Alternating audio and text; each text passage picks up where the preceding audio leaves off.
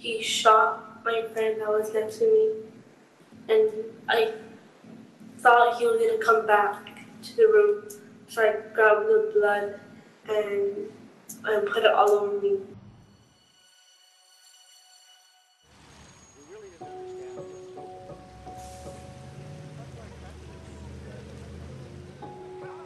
Why only in America? Why is this American exceptionalism so awful? You know, I'm sorry you think American exceptionalism is awful. I think this aspect of it. You got your political agenda. No, it's honestly, God love you. Senator, it's not. I just want to understand why you do not think that guns are the problem. Whatever the politicians say, there are indisputable facts about America's relationship with guns. First, more American children die from gun violence than anything else. Second, the gun death rate in America is much higher than most other countries globally, and it is the highest of all developed nations. And the third most depressing fact, every time there is a mass shooting, especially in a school, the calls come for change, for reform, for new laws, but it never happens. How many more innocent American lives must be taken before we say enough?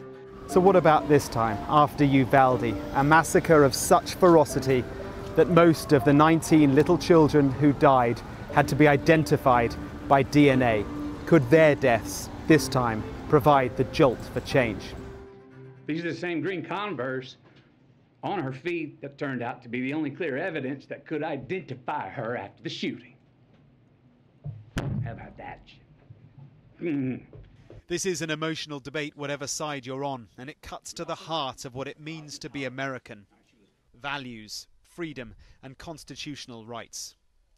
To share their stories with this committee and the public. As witnesses of these latest horrors in Buffalo, New York and Uvalde, Texas, gathered to discuss their experiences, is there a sense that perhaps now things are shifting? Once the blood is rinsed away from the bodies of our loved ones, we return again to nostalgia, to the rose-tinted view of our Second Amendment as a perfect instrument of American life, no matter how many lives are lost.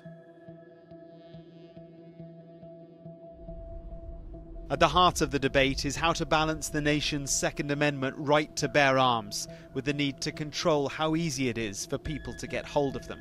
Part of the issue is that the laws around gun control are so complicated and they vary state to state. They are not all decided here in Washington, D.C. 2021, they made it so that you don't have to have a background check, a mental health evaluation, or a license or training in order to carry a weapon in the state of Texas.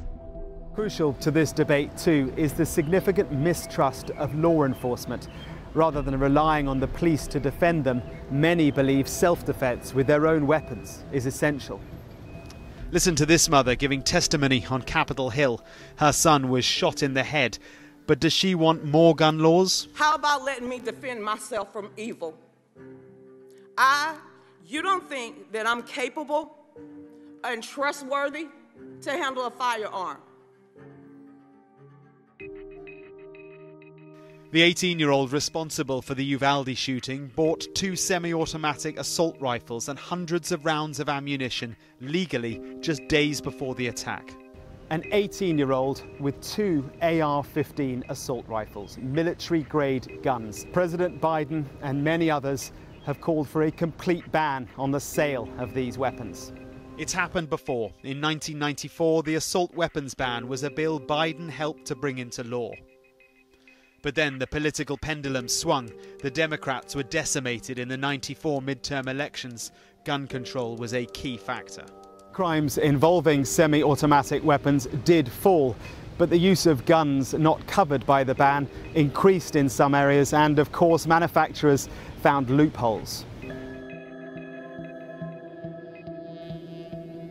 Perhaps more palatable for lawmakers are so-called red flag laws, which involve allowing authorities to take guns away from those at high risk of harming themselves or others.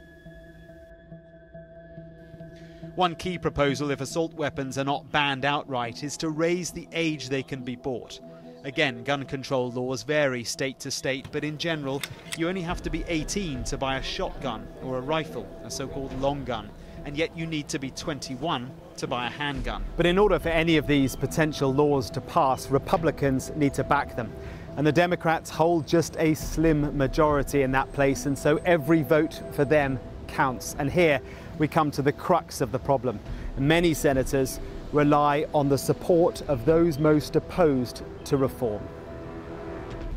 Culturally, where Republicans are right now, they look at the Second Amendment as a litmus test to see if you are conservative enough, if you're Republican enough.